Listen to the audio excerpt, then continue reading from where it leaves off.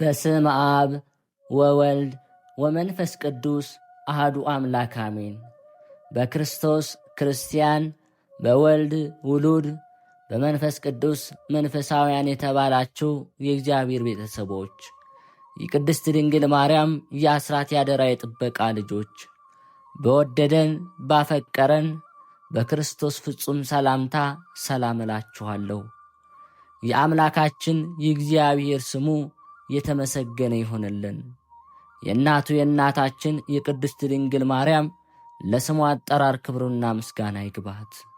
የቅዱሳን መላእክት፣ ጻድቃን፣ ሰማዕታት እንደየተሰጣቸው ጸጋና ክብር ስማቸው የተመሰገነና የከበረ ይሆንልን። አሜን። በሀገር ውስጥም በሀገር ውጭም ያላችሁ የማኅደር ሚዲያ ተከታታዮች የእግዚአብሔር ሰላምና ክብር ከሁላችሁ ጋር ይሁን። እነሆ በዚህ ቻናል ሁልጊዜ በየዕለቱ መርሃ ግብር ስለምንለቅ ገድል፣ ጸሎት፣ ድርሳንና ስንክሳር የምናቀርብበት ሲሆን ይህንን ገድል፣ ጸሎት፣ ድርሳን በእምነት ብትሰሙ ከዲያብሎስ እስራት የምትፈቱበት ከተለያዩ ርኩሳት መናፍስት የምትጠበቁበት ስለሆነ እስከ መጨረሻው ታደምጡ ዘንድ በቅዱሳን ስም እንጠይቃችኋለን። ለአገልግሎቱም ለመደገፍ ሁልጊዜ ላይክ፣ ሰብስክራይብ እንዲሁም ሐሳብ አስተያየታችሁን በኮሜንት በማስፈር መንፈሳዊ ኃላፊነታችሁ እንድትወጡ እንጠይቃለን። እንኳን ለጻድቁ አባታችን አቡነ ኪሮስ ወርሃዊ የመታሰቢያ በዓላቸው በሰላም አደረሳቸው። እንዲሁም በዚች ዕለት ታስበው ለሚውሉ ቅዱሳን ዓመታዊና ወርሃዊ የመታሰቢያ በዓላቸው በሰላም አደረሳቸው። ከዚህ በመቀጠል የጻድቁ አባታችን የአቡነ ኪሮስ ገድላቸውን እናሰማለን። አንድ አምላክ በሚሆን በአብ በወልድ በመንፈስ ቅዱስ ስም አምነን በእግዚአብሔር አጋዥነት ብፁዕና ቅዱስ የሚሆን የአባ ኪሮስ ገድል መጽሐፍ እንጀምራለን። ጸሎቱ በረከቱ ከሁላችን ሕዝበ ክርስቲያን ጋር ለዘላለሙ ይሁን አሜን።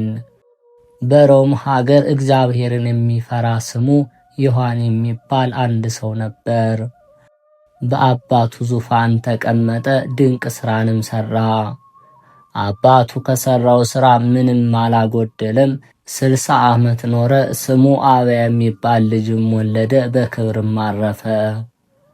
አብያም በአባቱ ዙፋን ነገሰ። አባቱ ከሠራው መልካም ሥራ አንዲት እንኳ አላጎደለም። የሚስቱ ስም ሜናሴር ይባል ነበር። 30 ዓመትም መካን ሆና ኖረች። ልጅ ይሰጣቸው ዘንድ ወደ እግዚአብሔር ጸለዩ። ሜናሴርም ጸነሰች፣ 2 ልጆችንም ወለደች። ታላቁን ቴዎዶሲዮስ፣ ታናሹን ዲላሶር አለችው። በመልካም አስተዳደግ አሳደጓቸው። ከዚህ በኋላ አባታቸው አብያ በክብር አረፈ። ቴዎዶሲዮስም በአባቱ በአብያ ዙፋን ነገሰ። ከ3 ዓመት በኋላ ዲላሶር ቴዎዶሲዮስን ከአባቴ ገንዘብ ድርሻዬን ስጠኝ አለው። ቴዎዶሲዮስም ወንድሜ ሆይ የኔ የሆነው ሁሉ ለአንተ ነው፣ የአንተም የኔ ነው። ከኔ በታች የፈቀድከውን የሚከለክልህ ማን ነው አለው። ልጅ ስለሆንክ ግን ፈጽሜ ከፍዬ አልሰጥህም። በዚህም ምክንያት እርስ በርሳቸውን ተጣሉ። ዲላሶርም በሌሊት ተነስቶ ተሸሽጎ ወጥቶ አድርስ ወደሚባል ተራራ ሄደ። በዚያም ትንሽ ዋሻ አግኝቶ 10 ቀን በውስጧ ተቀመጠ።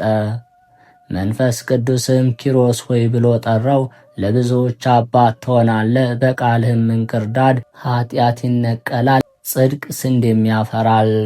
አሁንም ከዚህ ተነስተ ወደፊትህ 1 ቀን ጎዳና ሂድ፣ በዚያም ባህታዊ መነኩሴ ታገኛለህ፣ ከእርሱም የምንኩስናን ልብስ ትለብሳለህ አለው።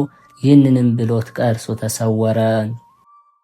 በማግስቱም አባታችን ኪሮስ ተነስቶ መንፈስ ቅዱስ እንዳዘዘው አደረገ። ታላላቅ ድንጋዮችንም አግኝቶ ወደ ውስጣቸው ገባ። በዚያም ትንሽ ዋሻ አገኘ። የራስ ፀጉሩ ከእግሩ የደረሰ ፈጽሞ ግርማው የሚያስፈራ ገዳማዊ ሰው በዚያች በዓት አገኘው። ያም ገዳማዊ ሰው ኪሮስ መነኩሴ ልትሆን ከዚህ መጣህን እያለ ጠራው። አባታችን ኪሮስም ግርማውን አደነቀ። ወደ እርሱም ቀርቦ ተባረከ። ከእርሱም ጋር 3 ቀን ቆየ። ከዚህ በኋላ ኪሮስ ሆይ እንደኔ መነኩሴ ልትሆን ትፈቅዳለህን? አለው። አባታችን ኪሮስም አዎ አባቴ ፈጽሜ እወዳለሁ አለው። በብኖዳም በዚህ ቆየኝ ብሎ ትንሽ ደመና ጠቀሰ።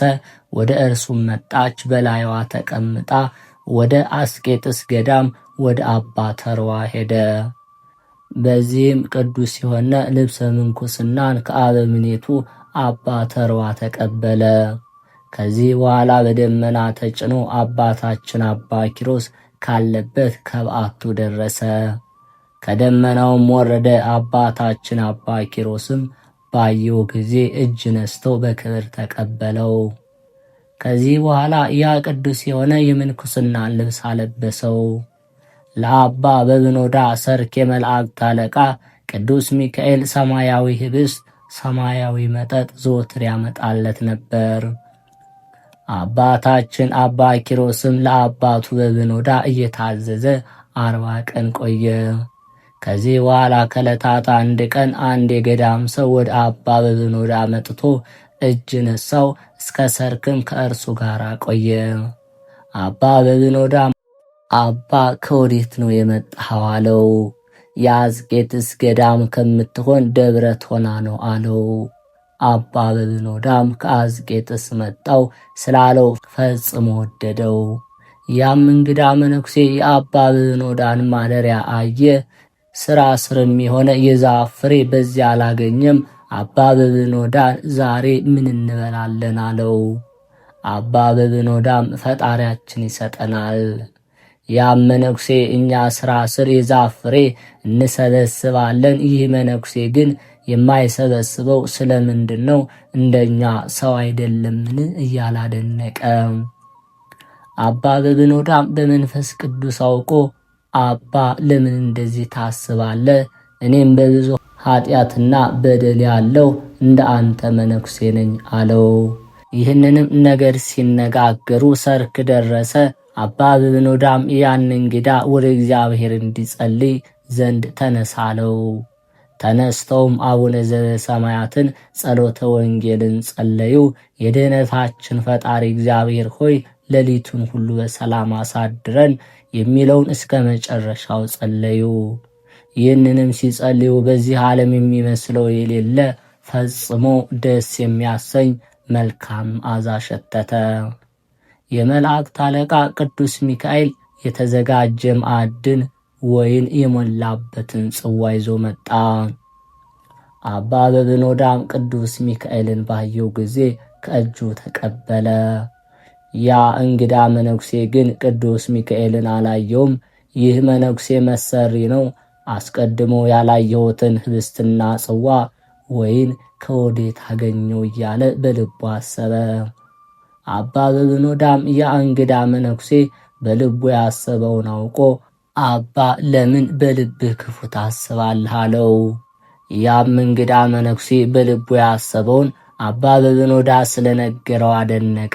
አባ በብኖዳና ያም መነኩሴ ተቀምጠው ይበሉ ጀመር። ብፁዕ ኪሮስ ግን በትሕትና ይላላካቸው ጀመር። ያ እንግዳ መነኩሴ እየቆረሰ በልብሱ ደብቆ ያዘ። ነገር ግን አባ በብኖዳና አባ ኪሮስ ደብቆ መያዙን አላዩም። በዚያች ሌሊት አንድ ላይ አደሩ። በማግስቱም ወደ መጣበት ሄድ ዘንድ ተነሳ። አባ በብኖዳና አባ ኪሮስም ሰላምታ ሰጥተውት ሸኙት።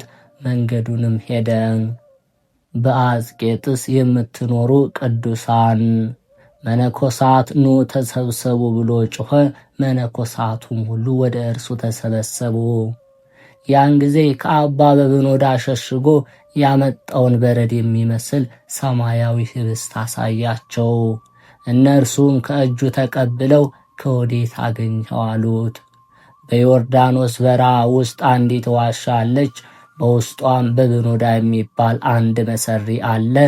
ይዛችሁ ታመጡት ዘንድ ኑ ተከተሉኝ፣ በዚያ ልውሰዳችሁ አላቸው። ይህንንም ሲነጋገሩ የመላእክት አለቃ ቅዱስ ሚካኤል መጥቶ ያችን የህብስት ቁራሽ ከእጃቸው ነጥቆ ወደ ሰማይ አሳረጋት። በአብ በወልድ በመንፈስ ቅዱስ ፊትም ሰገደ። እግዚአብሔር ቅዱስ ሚካኤልን መልካም አገልጋይ ሆይ የተቀደሰውን ለውሻ በመስጠቱ በብኖዳ ክፉ አደረገ አለው። ለዚህም በአንበሳ አፍ ይሞታል፣ ይህችን በረከት ከእርሱ ትከለከላለች። ይህችንም ህብስት እስከ ዕለተ ሞቱ ምግብ ትሆነው ዘንድ በበረሃ ለሚኖር ሰው ፊሊሞና ለሚባል መነኩሴ ስጠው አለው። ቅዱስ ሚካኤልም እግዚአብሔር እንዳዘዘው አደረገ። እነዚያ ቅዱሳን መነኮሳት ደንግጠው ያንም መነኩሴ እኛ በእርሱ ላይ መምህርና ፈራጅ አድርጎ የሾመን ማን ነው አሉ።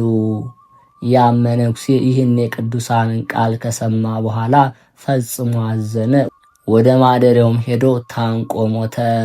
በማግስቱም እንግዳ አስተናጋጁ መነኩሴ መሞቱን አይተው ለቅዱሳን ነገራቸው። ቅዱሳን መነኮሳትን በሰሙ ጊዜ ይህ መነኩሴ የእግዚአብሔር ወገን አይደለም አሉ። በመነኮሳት ቦታ ይቀበር ዘንድ አግባብ አይደለም ብለው ከገዳማቸው ውጭ ቀበሩት። ነፍሱንም መላእክተ ጽልመት ወሰዷት። ከዚያን ጊዜ ጀምሮ ሰማያዊ ህብስት ከአባ በብኖዳ ተከለከለ። ምንም ያህል ሳይቀም 3 ቀን ቆየ። ከዚህ በኋላ ምርር ብሎ አልቅሶ ልጄ ኪሮስ ሆይ ሰይጣን ወደ ማደሪያ ገባ፣ ይህ ያገኘ ነገር ምንድነው አለው። ቅዱስ ኪሮስም አባቴ መነኩሴ ወደ አባት ገብቶ ከአንተ ጋር ተቀምጦ ከተመገበ በኋላ ሰማያዊ ህብስት ከኛ እንደተከለከለ አላወቅህምን አለው። ከዚህ በኋላ አባ በብኖዳ አዝኖ የእግዚአብሔር ፈቃድ ይሆን አለ። እነርሱም እስከ 10 ቀን ድረስ እህል ሳይቀምሱ ፈጽመው እያዘኑ ቆዩ። ከዚህ በኋላ አባታችን አባ ኪሮስ ዘወትር ፍራፍሬ እየሰበሰበ በየሀገሩ እየሄደ ቁራሽ እየለመነ ወደ ማደሪያቸው ይመለስ ጀመር። አባ በብኖዳ ግን በመዓልትም በሌሊትም ከበዓቱ አይወጣም ነበር። ዘወትር ለጸሎት ይቆማል፣ እንደ መንኮራኩር ይሰግዳል። በእንዲህ ያለ ገድል ብዙ ዘመን ኖረ። ከዕለታት በአንድ ቀን አባ ኪሮስ ምግብ ፍለጋ ወደ ሀገር ሄደ። የኬልቄዶን ንጉሥ ሞቶ የሀገሩ ሁሉ ሕዝብ መብራት አብርተው ድባብ ዘርግተው አስከሬኑን ከበው ጋሻ ጦራቸውን ይዘው ፈረሶቻቸውን እየሳቡ ሙሾ እያወጡ ሲያለቅሱ አገኘ። ካህናቱ ማዕጠንታቸውን ይዘው ከፊት ከኋላ ሲዘምሩ አየ። አባ ኪሮስም የሆነውን አይቶ ይረዳ ዘንድ ቀረበ። አንዱን ሰው ይህ የማየው ነገር ምንድነው አለው። ያም ሰው ኬልቄዶን ንጉሥ ስለሞተ እነዚህ የምታያቸው አልቃሾች ናቸው አለው። አባ ኪሮስም ለሞተ ሰው እንዲህ ያደርጋሉን? እኔስ ንጉሥ ለልጁ ሰርግ ያደረገ መስሎኝ ነበር አለ። አባ ኪሮስም ይህን እያደነቀ ከሀገሩ ጥራጥሬ ሰብስቦ አባ በብኖዳ ወደ አለበት ወደ በዓቱ ተመለሰ። አባ በብኖዳን አንበሳ ሲበላው አጽሙን በመሬት ላይ ተበትኖ አገኘው። አባ ኪሮስ ፈጽሞ እያለቀሰ አጽሙን ሰብስቦ በበዓቱ ቀበረው። ወደ ውጭም ወጥቶ ምርር ብሎ አለቀሰ። አቤቱ ጌታዬ ሆይ ለምን እንዲህ ታደርጋለህ? ፍርድ መልካም አይደለም። በመንግስት በመብል በመጠጥ በደስታ የኖሩትን በክብር እንዲቀበሩ ታደርጋለህ። አባትና እናታቸውን ሚስትና ልጆቻቸውን ትተው በተራራና በዋሻ በጾም በጸሎት በስግደት በድካም የሚኖሩትን ስጋቸውን ለአራዊት ትሰጣለህን? ፍርድ መልካም አልሆነም አለ። የአንተን ፍርድ ሳላውቅ እንዳልነሳ በሕያው ስምህም እያለው ብሎ በደረቱ መሬት ላይ ተኛ። በደረቱ እንደተኛ 3 ቀንም ቆየ። እስከ 3 ቀን የተገለጠለት ነገር የለም። ከዚህ በኋላ እስከ 40 ቀን ቆየ። እኩሌታው ስጋው ተሰነጣጥቆ አለቀ። እንደ በረሃ እንጨት ሰውነቱ ተፍቆ አለቀ። ከዚህ በኋላ ጌታችን ኢየሱስ ክርስቶስ በመልአክ አምሳል መጥቶ ተጋዳይ አርበኛ ኪሮስ ሆይ ሰላምታ ይገባሃል፣ እነግርህም ዘንድ ተነስ አለው። አባታችን አባ ኪሮስም ጌታዬ አንተ ማነ? ጌታችንም ከሰማይ መላእክት አንዱ ነኝ አለው። የእግዚአብሔር መልአክ ከሆንክ በስመ አብ ወወልድ ወመንፈስ ቅዱስ በል ቢለው ጌታችንም በስመ አብ ወወልድ ወመንፈስ ቅዱስ አህዱ አምላክ አለ። አባታችን አባ ኪሮስም ከመሬት ሊነሳ በወደደ ጊዜ ሰውነቱ ከመሬት ጋር ስለተጣበቀ መነሳት ተሳነው። በዚያን ጊዜ ፈጽሞ ጮኸ። ጌታችንም በእጁ ይዞት ፍግግ ፍግግ ብሎ ምድርን የኪሮስን ሥጋ ተያት ተያዥ አላት። ያን ጊዜ አባ ኪሮስ ፈጥኖ ተነሳ፣ ሰውነቱን በረታ። አባ ኪሮስም አቤቱ ጌታዬ ሆይ አለው። ጌታም ከራስ እስከ እግሩ ዳሰሰው፣ ሰውነቱም እንደ ሕፃን ሆነ። አባታችን አባ ኪሮስም ወደ ምድር ሰግዶ ጌታዬ ፈጣሪ አለ። ዓይኑንም ተከፍቶ ጌታ እግዚአብሔር እንደ መብረቅ ሲለወጥ አየው። እልፍ አእላፋት መላእክት 40ቱ እንስሳ ራሳቸውን ዘንበል አድርገው ሁሉም በአንድ ቃል ቅዱስ ቅዱስ ቅዱስ አሸናፊ እግዚአብሔር ምስጋና በሰማይ በምድር የመላ ነው እያሉ ሲያመሰግኑ አየ።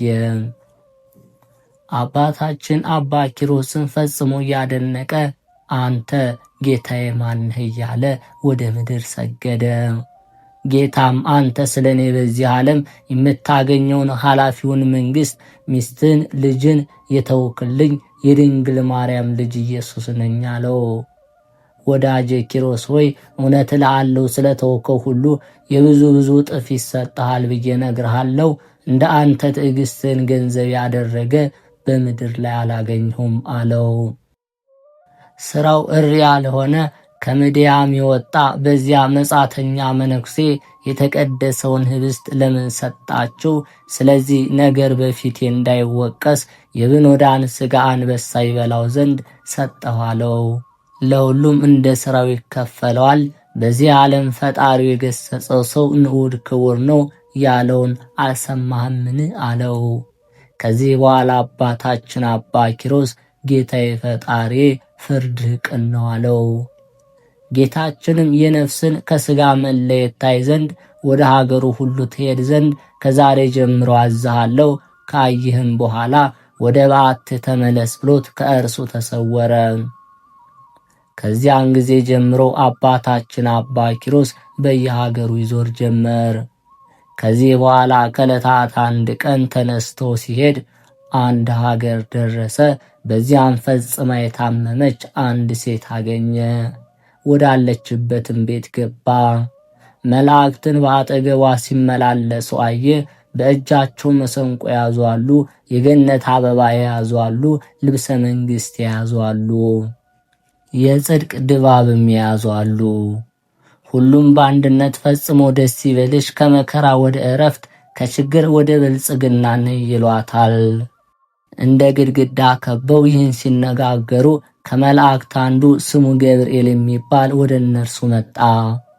በግድ እንለያት ዘንድ አላዘዘንምና ስለ እርሷ ምን ትላላችሁ?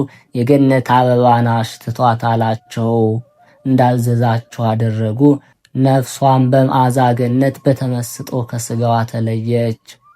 አባታችንም መላእክትን ነፍስ ከሥጋ ስትለይ እንዲህ ነውን አላቸው። መላእክትም ኪሮስ ሆይ እንዲህ አትበል፣ ይህ የምታየው ክብር ለጻድቃን ብቻ ነው። ለኃጥአን ግን መልአከ ሞት ከሰራዊቱ ጋር በሚያስፈራ ግርማ ይመጣባቸዋል። የእርሱንም ሥራ በዓይንህ ታይ ዘንድ በጆሮም ትሰማ ዘንድ አግባብ አይደለም አሉት። ይህንንም ነገር ነግረውት መላእክት ወደ ሰማይ አረጉ። አባታችንም የእግዚአብሔርን ሥራ እያደነቀ ወደ በዓቱ ተመለሰ። ከዚህ በኋላ በእኩለ ሌሊት አባ በብኖዳ ተገልጾ ልጄ ኪሮስ ሆይ ሰላምታ ይገባሃል። አባታችንም አባ በብኖዳን ልብሰ መንግሥትን ለብስሃል፣ የክብር አክሊልን በራስህ በእጅም ውስጥ የወርቅ መስቀል አለ። ሁለመናህ እንደ ፀሐይ ጨረር ያንጸባርቃል። የእግዚአብሔር ስሙ የተመሰገነ ይሁን አለው። አባ በብኖዳም ልጄ ኪሮስ አጽንዖት በዓት ከሌላቸው መነኮሳት ተጠበቅ። መነኮሳትን ስለ ብዙ ክብራቸው አጋንንት ይዋጓቸዋል፣ ከቤታቸውም ያስወጧቸዋልና። ስለዚህም ነገር ሳትፈትን አትቀበላቸው፣ አትመናቸውም። ልጄ ከዚያ መጻተኛ መነኩሴ የተነሳ ያገኘንን ታውቃለህና መከራውን ስለታገስክ በእግዚአብሔር ዘንድ ታላቅ ክብርን አግኝተሃልና ልዕል ክብር ይገባሃል አለው። ይህንንም ነግሮት ከእርሱ ተሰወረ። ከዚህ በኋላ አባ ኪሮስ 3 ቀን ቆይቶ ወደ ሀገር ወጥቶ ሄደ። መላእክተ ጽልመት የእሳት በትሮች ይዘው ሲሽቀዳደሙ አየ። አባ ኪሮስም ደንግጦ የሆነውን ይረዳ ዘንድ ወደ እነርሱ ሄደ። በዚያም በጽኑ ደዌ የተያዘ አንድ ሰው ነበር። መላእክተ ጽልመት እንደ ግድግዳ ከበው በእሳት በትር ይደበድቡታል። ነፍሱንም አንቺ ጎስቋላ ነፍስ ሆይ ውጪ፣ እንደ ሥራሽም ዋጋሽን ተቀበይ እያሉ ይሰድቧታል። መልአክ እግዚአብሔር ቅዱስ ገብርኤል መጥቶ አባታችን አባ ኪሮስን በእጁ ያዘው። ነፍሱ ከድንጋጤ የተነሳ ከሥጋዋ እንዳትለይ ከራሱ እስከ እግሩ ጥፍር ድረስ በገነት አበባ አሸው፣ መጨረሻውንም ታይ ዘንድ ጽናለው። ያን ጊዜ መልአከ ሞት መጥቶ በዚያች ነፍስ ላይ መርዙን ተነፈሰባት፣ በአፉ ጎርሶ ውጦ አኝኮ ተፋት። 3 ጊዜ መላልሶ እንዲህ አደረገ። ለመላእክተ ጽልመት ሰጥቷቸው ጎዳናውን ሄደ። መላእክተ ጽልመትም ከነርሱ ላንዱ በጥፍሩ አስይዘው 3ኛ ሰማይ አውጥተው ወደ ምድር ጣሏት። 3 ጊዜ መላልሰው እንዲህ አደረጉ። ከዚህ በኋላ እንደ ሥራዋ ዋጋዋን ታገኝ ዘንድ ወደ ላይ አሳርገው ከእግዚአብሔር ፊት አደረሷት። ቅዱስ ገብርኤልም አባታችን አባ ኪሮስን የኃጥአንና የጻድቃንን ሞት አይተሃልና ይህንን አስተውላለው።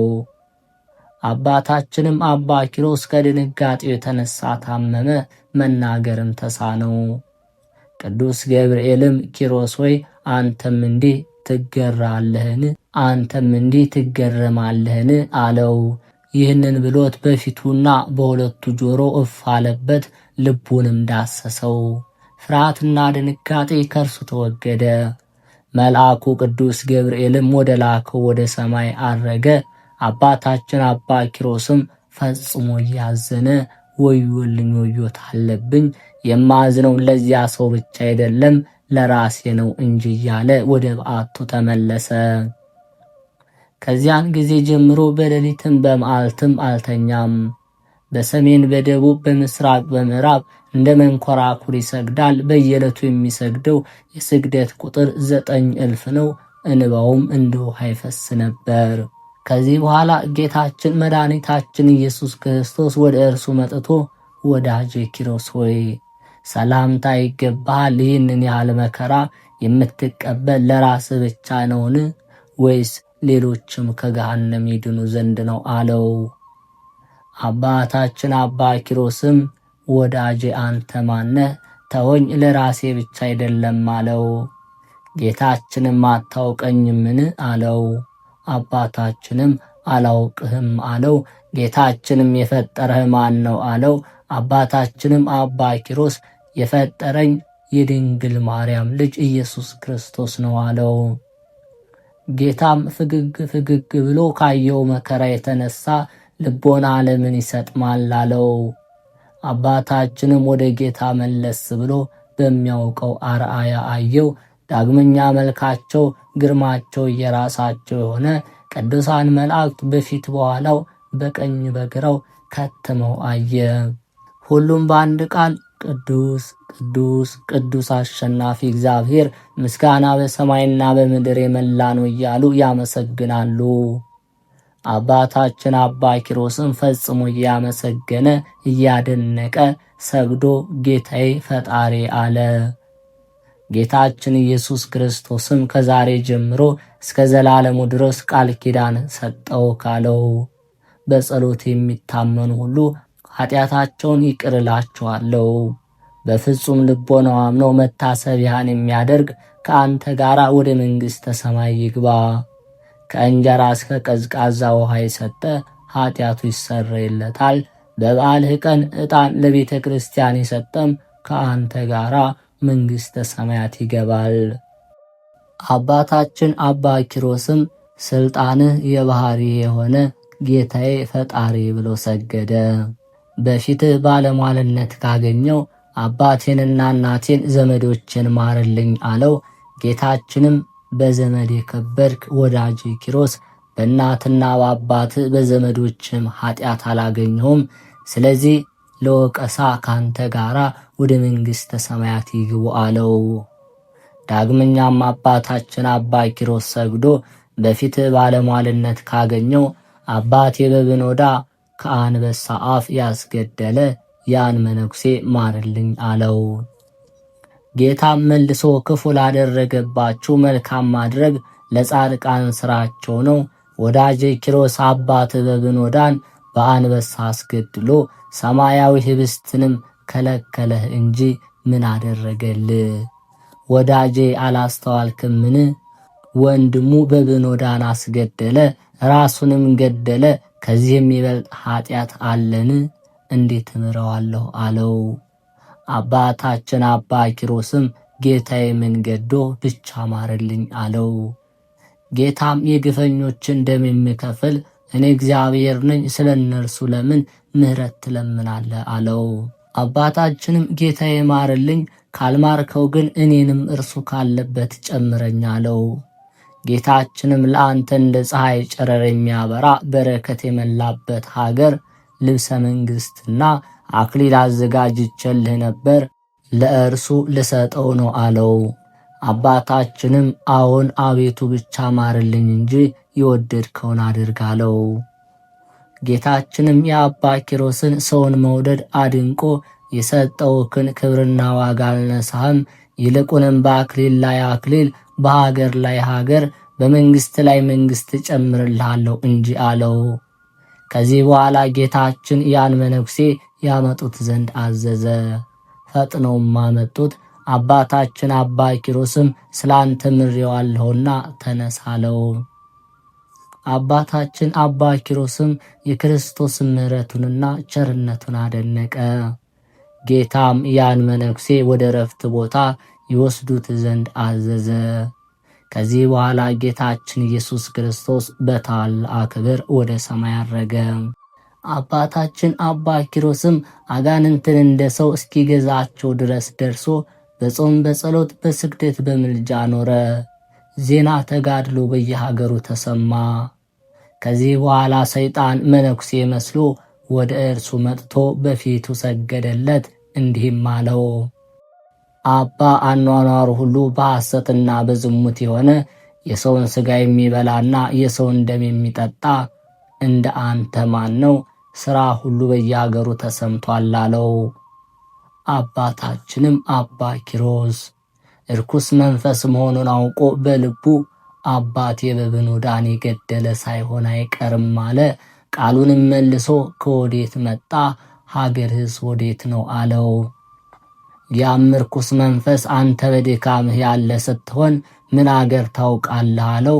አባታችንም ከዚህ ተቀመጥ ብሎ ትንሽ ዋሻ አሳይቶ ከዚህ እደር አለው።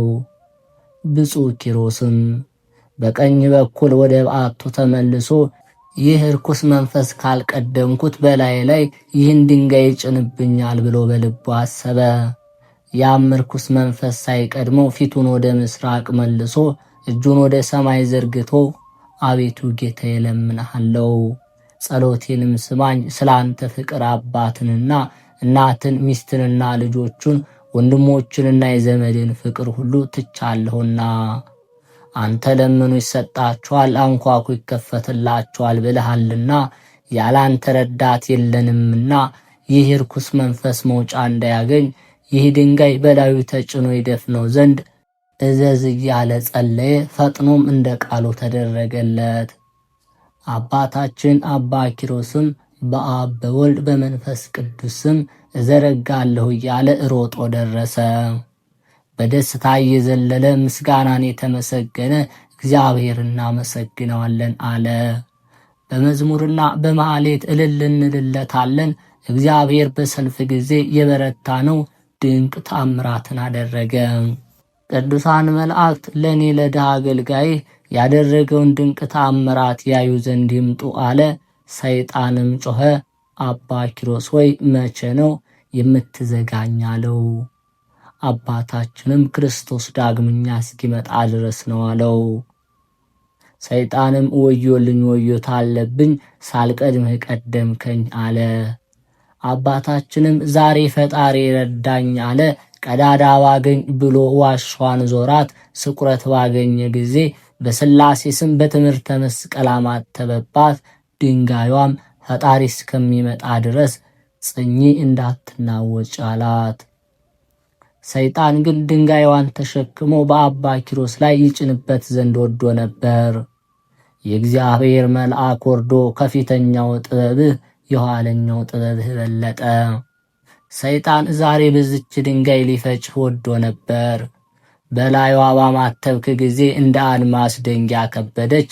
እንደ አድማስ ደንጊያም በከበደች ጊዜ ማነቃነቅ ተሳነው። በላዩዋም ኃይለ እግዚአብሔር ተጭኗልና አለው። እንደዚህም ሥራ አባታችን አባ ኪሮስ ሰይጣንን ትቶት ወደ በዓቱ ሄደ። የእግዚአብሔር መልአክ ወደ ላከውም ወደ ሰማይ አረገ። 3 ቀን ከቆየ በኋላ ከእንግዲህስ ወዲህ የምንኩስናን ሥራ እማር ዘንድ ወደ ሌሎች ገዳማት እሄዳለሁ እያላሰበ በጠዋት ወጥቶ ወደ አስቄጥስ ገዳም ሄደ። ከመንገድ መሄዱም የተነሳ ኃይሉ ደከመ። በዚያም ሳለ ነፍሱን በተመስጦ መላእክት ወስደው ዓለምን ሁሉ ከፈጠረ እግዚአብሔር መንበር ፊት አደረሱት። የቅዱሳንን ማኅበር የነቢያትን፣ የሐዋርያትን፣ የእንጦንስን፣ የመቃርስን፣ የጳውሊንና እንደነርሱ ያሉ የቅዱሳንን መነኮሳት ክብር አየ። አብርሃምና ይስሐቅን፣ ያዕቆብንና ሌሎች ምእመናንን አያቸው። ኃጢአት የሌለባቸው የሕፃናት ማኅበር ለመስማት በሚያስደንቅ ምስጋና ሲያመሰግኑ አየ። ጌታችንም ወዳጄ ኪሮስ ሆይ ወዴት ትሄዳለህ አለው። አባታችንም የምንኩስናን ሥራ ልማር ወደ አስቄጥስ ገዳም ነው አለው። ጌታችንም ከአንተ የተሻለ አላገኘሁም፣ አሁንም ወደ ደብረ ባሳት ሂድ፣ በዚያም ድንቅ ነገር ታገኛለህ አለው። ከዚህ በኋላ መላእክት ነፍሱን ከሥጋው ጋር አዋሃዷት። አባታችንም ከእንቅልፉ ነቅቶ ስላየውና ስለሰማው አደነቀ። ጎዳናውንም ሄዶ ደብረ ባሳት ደረሰ። ቤተ ክርስቲያንንም እጅ ነሳት። በዚያም አምላክን የወለደች የእመቤታችን የቅድስት ድንግል ማርያምን ስዕል አይቶ እንባው ከዓይኑ እያፈሰሰ እመቤቴ በቃል ኪዳንሽ አስቢኝ አላት። የእመቤታችንም ስዕል ወደዚህ መምጣት መልካም ነው፣ አትፍራ፣ ካየህ በኋላ የአባትህንም ማጽን ትጠብቅ ዘንድ ወደ በዓትህ ተመለስ ብላ ተናገረችው። አባታችን አባ ኪሮስም ይህን በሰማ ጊዜ ከእመቤታችን ስዕል በታች 700 ስግደት ሰገደ። በዕብራይስጥ ቋንቋ እየዞረ እንግዳ ስለሆንክ ስግደቱ ይበቃሃል፣ ከዓመት እስከ ዓመት በየቀኑ 300 ፍሬ ታፈራ ዘንድ የምህረት መዝገብ ተዘጋጅቶልሃል የሚል ቃል ሰማ። አባታችንም የእግዚአብሔርን ሥራ እያደነቀ ከቤተ ክርስቲያን ወጣ። በዚያም ገዳም ብዙ መነኮሳትን አገኘ። አባ ኪሮስም የፊቱ ደም ግባት ያማረ፣ ቁመቱም እንደ ዘንባባ ዘለግ ያለ፣ ዓይኖቹም እንደ አጥቢያ ኮከብ ደስ የሚያሰኙ፣ ጥርሶቹ እንደ በረዶ ነጭ ሆኑ። የመልኩ ደም ግባት እንደ ጽጌረዳ ቀይ ነበር። እነዚያም መነኮሳት እርስ በርሳቸው ይህ መነኩሴ ከግብፅ ሀገር ከቤተ መንግሥት የመጣ ይመስላል፣ ሰውነቱ በጾም በጸሎት አልጠወለገምና ተባባሉ። ፈጽሞም ጠሉት፣ ወደ ተናቀ ማደሪያም አስገቡት። በዚያም መክፍራስ የሚባል ሕማም ታሞ በብዙ ዘመን እያዘነ የቆየ ለሞትም የደረሰ ከሞት ወድቆ አንድ በሽተኛ ነበር። እርሱንም በዚያ አገኘው። አባታችን አባ ኪሮስም ሚካኤልን በራስጌው፣ ገብርኤልን በግርጌው፣ ሩፋኤልን በቀኙ፣ ሰዳክያልን በግራው በክንፋቸው ጋርደው ታያቸው። ከአባታችን ከአባ ኪሮስ በቀር ማንም የሚያቸው አልነበረም። መላእክትም አባ ኪሮስን በገዳዮች ፊት ሞትን የማይፈራ አርበኛ ብለው እጅ ነሱት። አባታችን አባ ኪሮስም አረፍ ብሎ መላእክትን ከዚህ ምን ታደርጋላችሁ ቢላቸው ዓለምን ሁሉ ከፈጠረ ከእግዚአብሔር ዘንድ ታዘን ነው አሉት። አባታችንም እስከ መቼ ድረስ እዚህ ትቆያላችሁ ቢላቸው ይህችን ነፍስ ከሥጋዋ ለጌታችሁ አሳርጉ እስኪለን ድረስ ነው አሉት። አባ ኪሮስም ወደዚያ በሽተኛ መነኩሴ መለስ ብሎ ወደዚህ ገዳም ከመጣ ስንት ዓመት ኖረሃል አለው። ያም መነኩሴ 30 ዓመት ሆኖኛል አለው። ዳግመኛም ከታመምክ ስንት ዓመት ሆነሃል ቢለው 20 ዓመቴ ነው አለው። ዳግመኛም አባታችን የገዳሙ አበምኔትና መነኮሳቱ ይጠይቁሃልን አለው። ያም መነኩሴ ጌታዬ ፊታቸውን ካየው 15 ዓመት ሆኖኛል፣ ውሃቸውንም አልጠጣሁም፣ እህላቸውንም አልበላውም፣ እንደምታየኝ ሆኜ እኖራለሁ አለው። አባታችን አባ ኪሮስም እስኪ ንገረኛ አባትህ ማን ነው? እናትህስ ማናት? አለው። አባቴ የኬልቄዶን ንጉሥና እናቴም የራህራ ንጉሥ ልጅ ናት። እውነት እልሃለሁ የሐሩን ልብስ ወርቁን ብሩን በአባቴ ቤት በእግራቸው ይረግጡታል አለው።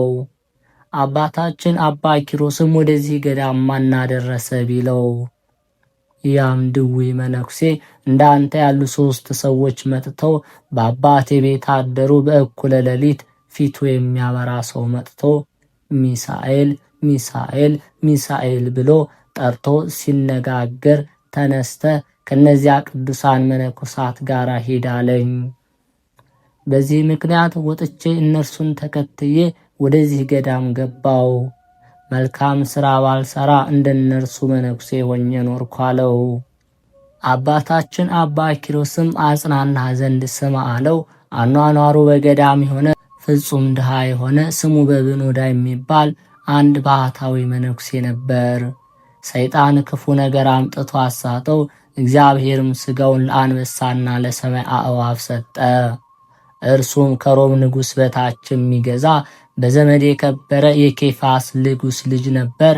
ዳግመኛም ስማይ ልንገርህ፣ የሮም ንጉሥ ልጅ የሚሆን አንድ ድሃ ነበር። ከበትር በቀር ምንም ሳይዝ በድብቅ ለምናኔ ወጣ። ያም ሰው እኔ ፈጽም ያውቀዋለሁ። በረሃ ለበረሃ ተራራ ለተራራ ይዞራል። በሕይወትም ይኑር በሞት ፈጽም ያላውቅም። አባታችንም አባ ኪሮስ ይህን የሚናገረው ስለ ራሱ ነው። ዳግመኛም አንድ ንጉሥ ልጅ የሚሆን ድሃ ሰው ነበር። ማቅ ለብሶ ከሰንበት ብቻ በቀር ሳይበላ በቀንም በሌሊትም በትሩፋት ይኖር ነበር። በዚህም ሥራ ሳለ በክብር አረፈ። ነፍሱም ብርሃናውያን መላእክት ወስደው በመንግሥተ ሰማያት አኖረዋት። ወንድሜ ሆይ አሁን ስማ ልንገርህ፣ የእግዚአብሔር ተግሣጽ አትመራመር፣ እግዚአብሔር የወደደውን ይገሥጻልና። በሽተኛውም አባ ሚሳኤልም የሚገባኝ በእውነት አግኝቶኛል፣ እንደ ኃጢአቴም መጠን ተከፍሎኛል፣ ይህንንም አለ። ከዛም ዝም አለ። አባታችን አባ ኪሮስም አባ ሚሳኤልን እግዚአብሔር ከደዌ ያሰናብተው ዘንድ በዚያች ሌሊት ሲጸልይ አደረ። ጌታችን ኢየሱስ ክርስቶስን በዚህ ዓለም መከራ የተቀበሉ ኋላ ይደሰታሉ። ቅድመ ዓለም የነበረ ዓለሙን አሳልፎ የሚኖር ሃሌሉያ፣ የቅዱሳን ተስፋቸው ሃሌሉያ፣ የጻድቃን ሞገሳቸው ሃሌሉያ እያሉ ፈጽመው እያመሰገኑ ከእልፍ አላፋት መላእክት ጋር መጣ። ጌታችንም ስለዚህ ድሃ መነኩሴ ስለ ጠራኸኝ ወደ አንተ መጥቻለሁ አለው። አባታችን አባ ኪሮስም ከዚህ ደዌ ይህ ድሃ ፈጽሞ ተጨንቋልና ያርፍ ዘንድ ጌታዬ ፈጣሪ አሰናብተው አለው። ጌታችንም እኔ አንተን ፈጽሜ እንደምወድህ መላእክት ያውቁ ዘንድ ይህን የገነት ዕፅ ከእጅ ተቀበለ በዚህ በሽተኛ ላይ ጣለው አለው። አባታችን አባ ኪሮስም እንዳዘዘው አደረገ። ነፍሱም ያለ ጻርና ያለ ሕማም ፈጥና ከሥጋው በተመስጦ ተለየች። ጌታችንም በእጁ ተቀብሎ ሳማት፣ ከእርሱ ጋር በብርሃን ሰረገላ አስቀምጧት ወደ ሰማይ አረገ። በመንግሥተ ሰማይም አኖራት። አባታችን አባ ኪሮስም የአድናቆት ለቅሶ ፈጽሞ እያለቀሰ አባ ሚሳኤል እንዳረፈ ሄዶ ለአበምኔቱ ነገረው። አበምኔቱም ሰምቶ ቸል አለው። አባታችንም ትኩር ብሎ አይቶት ይህ መነኩሴ እንዳንተ ያለ ሰው አይደለምን አለው። አባ ኪሮስም ሥጋውን እንዲቀበር ፈጽሞ በለመነው ጊዜ አበምኔቱ በጭንቅ መነኮሳቱን አዘዘለት። ካህናቱና መነኮሳቱ የሚገባውን ማዕጠንት መግነዙን አመጡ። አባታችንም የረከሰ ማዕጠንታችሁን አስወግዱ እያለ በእግዚአብሔር ስም አወገዛቸው። የሚያጥኑት መላእክት አሉና ብቻ ሥጋውን ቅበሩት አላቸው። እነዚያም መነኮሳት ይህ ትዕቢተኛ መነኩሴ ከወዴት የመጣ ነው ተባባሉ። በአባ ኪሮስ ላይም እያንጎራጎሩ ወደ አረፈው መነኩሴ ቤት ገቡ። ሊቃነ መላእክትም ተነስተው ከርቤና ሚያ፣ ሰሊክና ሰንድሮስ፣ ልብንና ጥፋ ቁስጥም በሚባል ዕጣን አጠኑ። የዕጣናቸውም መዓዛ ቤቱን መላው። እነዚያ ሰነፎች መነኮሳትም ይህ መነኩሴ ሥራ ያውቃልን? ይህን መዓዛ ከወዴት አገኘ? መላእክትን አናያቸውምና አሉ። ከዚህ በኋላ ሥጋውን ወስደው ከገዳሙ ውጭ በእንግዳ መቃብር ቀበሩት። ያን ጊዜ ከመቃብሩ ጥሩ ውሃ ፈለቀ፣ ለበሽተኞች ፈውስ ሆነ። አባታችን ቅዱስ ኪሮስም ፈጽሞ እያለቀሰለት ከዓይኑ እንባው አላቋረጠም። በልቡም የማደሪያዬ ባለቤት ሞቷልና ወደ እነዚያ መነኮሳት ቤት እንዴት እገባለሁ አለ። ወደ ቤተ ክርስቲያንም ሄዶ ደወል ደወለ። ታናናሾቹም ታላላቆች መነኮሳት ወደ እርሱ ተሰበሰቡ። አበምኔቱም አባ ኪሮስን ከእኛ ምን አለ አለው። አባታችንም የሰይጣንን ጎዳና እንድትከተሉት ነዳያንን ቸል እንድትሉ እግዚአብሔር አዟልን አለው። አበምኔቱም ለአንተና ካንተ ጋር ላሉት የጥፋት ቀን እንደደረሰባችሁ እውነት እውነት እላችኋለሁ አለው። ሊገድሉትም ድንጋይ ያነሱ። ጌታችንም እንደ ኤልያስ ባለ ሰረገላ በሥጋና በነፍስ ከመካከላቸው ነጥቆ የ30ውን ቀን ጎዳና በአንድ ቀን ከበዓቱ አገባው። ከጻዲቁ ከአባታችን ከአቡነ ኪሮስ በረከት ረድኤቱን ያሳትፈን፣ በቃል ኪዳኑ ይጠብቀን። ኅዳር 8 የዕለቱ ስንክሳር። በዚች ቀን ሥጋ የሌላቸው የ40ቱ እንስሳ በዓላቸው ነው። እሊህም መንበሩን የሚሸከሙ የእግዚአብሔር ሰረገላዎች ናቸው። ስለ እሳቸውም ወንጌልን የጻፈ ዮሐንስ እንዲህ ሲል እንደመሰከረ፣ በዚያ ዙፋን ፊት በረድ የሚመስል ባህር አለ። በዙፋኑም ዙሪያ 4 እንስሶች አሉ። በፊትም በኋላም ዓይንን የተመሉ ናቸው። የፊተኛው አንበሳን ይመስላል፣ ሁለተኛው ላም ይመስላል፣ ሦስተኛው የሰውን መልክ ይመስላል፣ አራተኛውም የሚበር አሞራን ይመስላል። የሊህም የ4ቱ እንስሶች እያንዳንዱ ክንፋቸው 6 ነው። ሁለንተናቸውም ዓይኖችን የተመሉ ናቸው። የነበረ የሚኖር የአማልክት አምላክ እግዚአብሔር ጽኑ ክቡር ልዩ ነው እያሉ በመዓልትና በሌሊት ረፍት የላቸውም። ሁለተኛም ስለ እርሳቸው ኢሳይያስ እንዲህ አለ።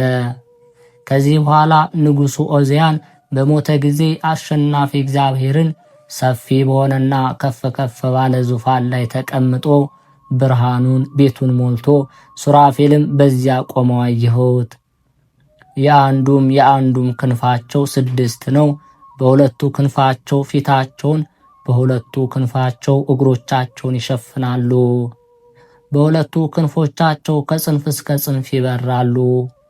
አንዱም ከአንዱ ጋር ፍጹም አሸናፊ ሆንክ እግዚአብሔር ቅዱስ ቅዱስ ቅዱስ ተብለህ የምትመሰገነው ምስጋና በምድርና በሰማይ የመላ ነው እያሉ ያመሰግናሉ። ዳዊትም ስለ እነዚህ እንዲህ አለ። በኪሩቤል ላይ ተቀምጦ በረረ አለ። ሁለተኛም በኪሩቤል ላይ ተቀመጠ፣ እርሱ ምድርን አናወጻት አለ። ሕዝቅኤልም እንዲህ አለ። ከወደ ሰሜን እነሆ ጥቅል ነፋስ ሲመጣ አየሁ። ታላቅ ደመና አለ፣ በዙሪያውም ብርሃን አለ፣ ከእሱም እሳት ቦግ ብሎ ይወጣል። በደመናው መካከል ባለ በእሳት ውስጥ እንደ 4 ራስ አሞራ መልክ የሚመስል አለ። በመካከሉም እንደ 4ቱ ኪሩቤል መልክ ያለ አለ። መልካቸውም እንዲህ ነው። በውስጣቸውም የሰው መልክ አላቸው። የአንዱ ፊት 4 ነው፣ ክንፉም 4 ነው። እግራቸው የቀና ነው፣ ከእግራቸው ክንፍ አላቸው። ሰኮናቸው ግን እንደ ላም ሰኮና ነው፣ ከሱም እሳት ቦግ ይላል፣ እንደ ጋለ ፍንጣሪ ብረት ይበራል። ወንጌላዊ ዮሐንስም ዳግመኛ እንዲህ አለ።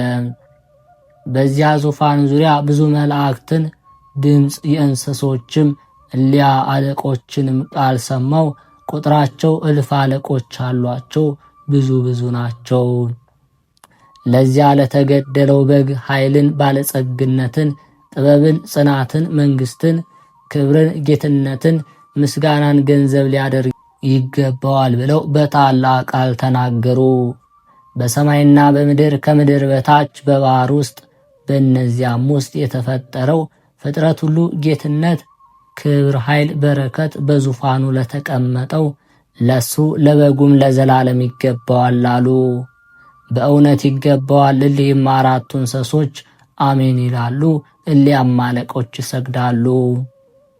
ስለ ልዕልናቸውና ስለ ክብራቸው ስለ እሊህ 4ቱ እንስሳ ከብሉይና ከአዲስ ኪዳን ብዙ መጻሕፍት መስክረዋል።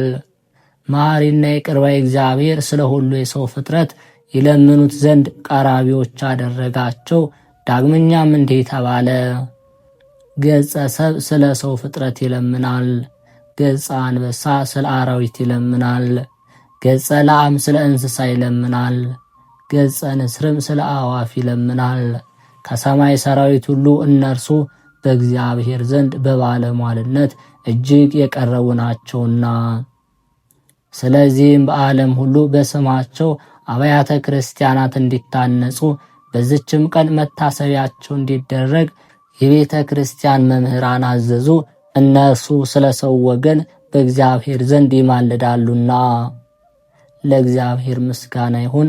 እኛንም በቅዱሳን ኪሩቤል አማላጅነት ይማረን። በረከታቸው ከእኛ ጋር ትኑር ለዘላለሙ አሜን። ጌታ ሆይ ከብልጽግናቸው ብዛት የተነሳ ብዙ መባ ካገቡት ይልቅ የድሃይቱን አነስተኛ መባ እንደተቀበልክ ለሁል ጊዜ ለሚያገለግልህ አላፍ መላእክትን እያሳሰብው በችግሬ ጊዜ የማቀርብልን ምስጋና ተቀበል። እናንተም ቅዱሳን ነቢያት፣ የወንጌል ሰባኪያን ሐዋርያት፣ ሰማዕታትና ጻድቃን፣ ትጉሃን መላእክት፣ ፍዩማን ደናግል፣ እንዲሁም ደጋጎች መነኮሳት ሆይ ልጅ አዋቂ ሳይለይ የምንሰባሰብበትን የጉባኤ ቦታ ባርኩ። ይህን መጽሐፍ አዘጋጅቶ ብራና ደምጦ የጻፈውን ያጻፈውን የተረጎመውን ቃለ ንባቡን በእርጋታ መንፈስና በተመስጦ ሕሊና ያዳመጠ በደለኛን ሁሉ የምታስምር የጌታ እናቱ በማርያም ጸሎት ኢየሱስ ክርስቶስ በአንድነት ይማረን አሜን። የተከበራችሁ የማህደር ሚዲያ ተከታታዮች ይህንን መንፈሳዊ ቻናል በሚቻላችሁ መጠን ቪዲዮን ላይክ እያደረጋችሁ ሐሳብ አስተያየታችሁን ኮሜንት በማስፈር ለብዙዎች ሕዝበ ክርስቲያን እንዲዳረስ በማድረግ መንፈሳዊ ድጋፋችሁ አይለይ እንላለን።